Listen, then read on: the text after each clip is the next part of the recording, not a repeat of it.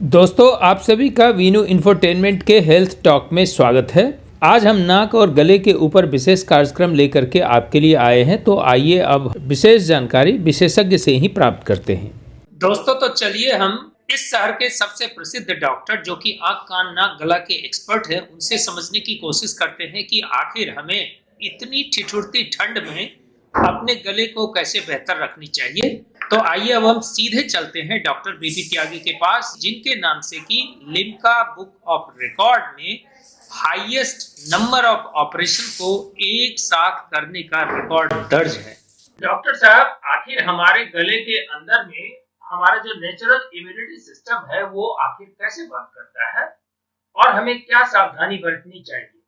हमारे शरीर में जो टॉन्सिल हैं गले में, वो हमारा बॉडीगार्ड का काम करते हैं। कोई भी foreign particle, virus, bacteria, fungus सबसे पहले उनके टच में आएगा और वो उसको पकड़ के बैठ जाएंगे। वो उसको अगर मार सकते हैं अपनी क्षमता से तो मार देंगे, अगर नहीं मार सकते हैं मतलब हमारी इम्यूनिटी अगर कम है तो वो उसको फिर रोके बगैर वो अंदर इन्फेक्शन जाता है और वो इन्फेक्शन हमारे फेफड़े में जाएगा और फेफड़े से फिर वो शरीर में जाएगा। तो हमें क्या करना है, अपनी इम्यूनिटी को इतना स्ट्रांग रखना है इन दिनों में कि कोई भी इन्फेक्शन अगर हमारे शरीर में आता है तो हम टॉन्सिल को इतना स्ट्रांग बना दें कि वो कोई भी इन्फेक्शन को कैप्चर करके उसको ख़त्म कर दें। अब उसको हम कैसे बना सकते हैं? उसको बना सकते हैं जो इम्यूनाइजेशन होता है हमारे शरीर पे। एनुअल इम्यूनाइजेशन अगर होता है वैक्सीन्स का, जिसमें एक वायरस की वैक्सीन होती है और एक होती है न्यूमोकोकल बैक्टीरिया की वैक्सीन, जो ज़्यादा खतरनाक न्यूमोनिया पैदा कर सकते हैं।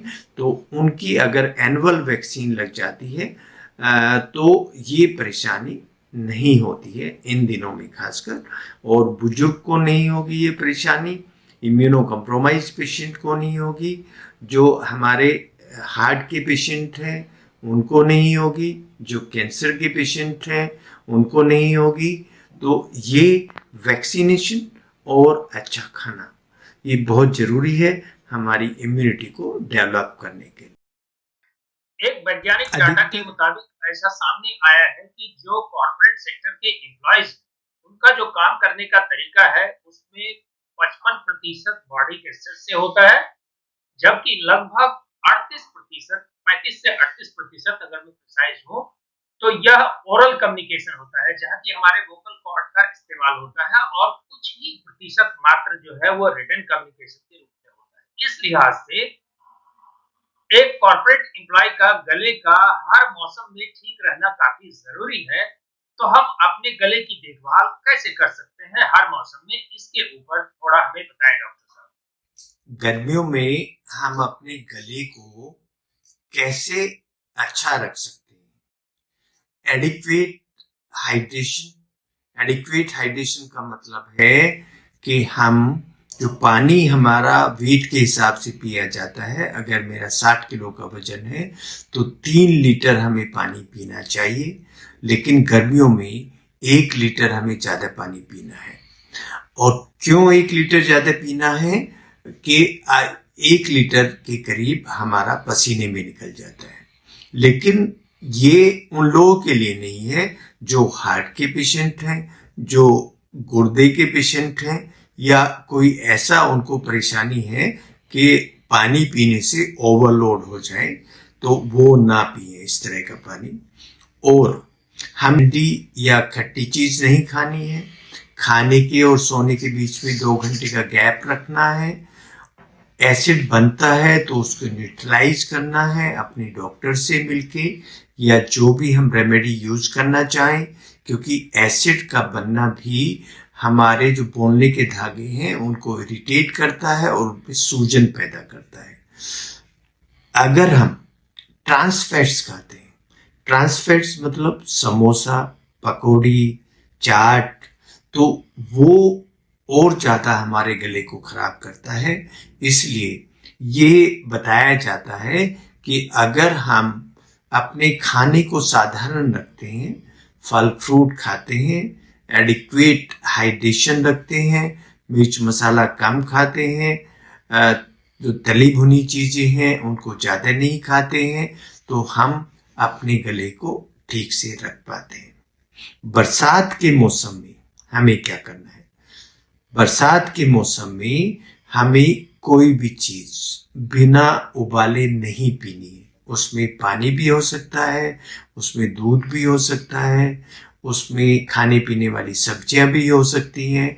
सब चीजों को हमें उबालना है। उबालने का पर्पज ये है कि बरसात के मौसम में कोई भी मिलावट पानी में, खाने में और जो हमारे जितने भी फल फ्रूट हैं उनमें हो सकती है, क्योंकि एनवायरनमेंट में ह्यूमिडिटी रहती है और जितने भी हमारे बैक्टीरिया हैं, जितने भी हमारे फंगस हैं, जितने भी हमारे वायरस हैं, वो उसमें ज़्यादा ग्रो होते हैं। खासकर फंगस उसमें ज़्यादा ग्रो होता है, उसमें कैंडिडा है और उसमें म्यूकर है। तो जो डायबिटिक पेशेंट हैं उनके लिए वो ज़्यादा डेंजरस होता है। इस तरह का फंगस वो उनको नुकसान कर सकता है। उबाल के हमें पानी या कोई भी लिक्विड, अगर मैं 50 किलो का हूँ तो मुझे 2.5 लीटर पीना है एक दिन में, अपने आप को हाइड्रेट करने के लिए। और हमें ट्रांसफैट्स उन दिनों में अगर थोड़े मोड़े ले सकते हैं तो ले सकते हैं, अदरवाइज अवॉइड करें तो बेटर है। उबली हुई ज़्यादा चीज़ें अभी जैसा मैंने बताया वो आपको लेनी ही है। और बरसात में हमें मच्छर, मक्खी, इन सब चीज़ों से बचना है। मच्छर के लिए हमें मच्छरदानी लगानी है।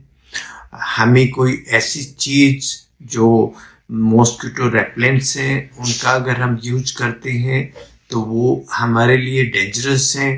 वो हमारे फेफड़े का कैंसर पैदा कर सकते हैं, साइनस का कैंसर पैदा कर सकते हैं, तो उनको नहीं लगाना है। और जो मच्छर हैं जैसे मलेरिया और डेंगू जो बरसात में होता है वो इस वजह से होता है कि हम लोग अपने आप को एक्सपोज रखते हैं। डॉक्टर साहब, आप हमें ये बताएं कि कई सारे लोग ऐसा सलाह देते हैं कि हमें अपने गले की सेहत ठीक रखने के लिए बीटाडीन का गार्गल करना चाहिए या माउथ वॉश से गार्गल करना चाहिए अपने दांतों की सफाई के बाद। और कई लोग कहते हैं कि गर्म पानी का गरारे करना चाहिए। तो आप इस पर प्रकाश डालें कि गले को स्वस्थ रखने के लिए हमें इनमें से किस विधि को सबसे बेहतर अपनाना चाहिए। ये जो हमारी धारणा है कि हम बीटाडीन या कोई भी ऐसा एंटीसेप्टिक यूज करते हैं अपने दांतों के लिए, अपने मुंह के लिए, अपने गले के लिए, ये हमारे जो ओरल फ्लोरा होता है, जो हेल्दी बैक्टीरिया होते हैं हमारे दांतों में, उनके आसपास, हमारे मुंह में, वो उनको डिस्ट्रॉय कर देता है। तो ये कोई भी चीज अगर हम लेने से बचें तो बहुत ही अच्छा होता है। एक्सेप्ट ब्लड प्रेशर पेशेंट, हमें नमक के पानी की गरारे करनी चाहिए। और अगर नमक हम सेंधा नमक का इस्तेमाल करें या जो डली वाला नमक होता है, पुराने जो डली होती थी, उसको इस्तेमाल करें, वो और बेहतर हो जाता है क्योंकि उसमें आयोडीन नहीं होता है। आयोडीन भी हमारे गले को इरिटेट करता है और जो ये बैक्टीरिया है उनको मारता है। जैसे बीटाडीन में पोविडीन आयोडीन होता है, तो आयोडीन से हमें बचना है। और अगर हम एडिक्वेट हाइड्रेट रखेंगे अपने गले को तो हमें कोई गार्गल्स की जरूरत नहीं है। और उससे हमारा जो फ्लोरा है वो डैमेज हो जाता है। अगर उसको डैमेज ना करें तो वो सलाइवा के साथ मिलेगा, हमारे खाने के साथ मिलेगा। हेल्दी फ्लोरा अगर खाने के साथ मिलेगा तो उसको अच्छे से डाइजेस्ट कराएगा और हमारे जो जितने भी इंटेस्टाइनल फंक्शंस हैं वो अच्छे से चलते रहेंगे।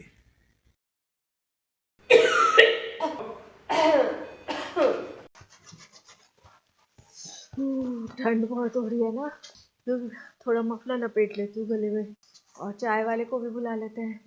चाय पियोगे तुम? हाँ यार, अच्छा मंगवा लो चाय, बहुत ज़्यादा ठंड है, मंगवा लीजिए। अभी कुछ टाइम पहले मैं डॉक्टर के पास गई थी, पर एक स्ट्रेंज बात बताऊँ, उन्होंने मुझे कहा कि चाय सर्दियों में थोड़ा कम पीनी चाहिए, नुकसान देती है। भी बहुत ज़्यादा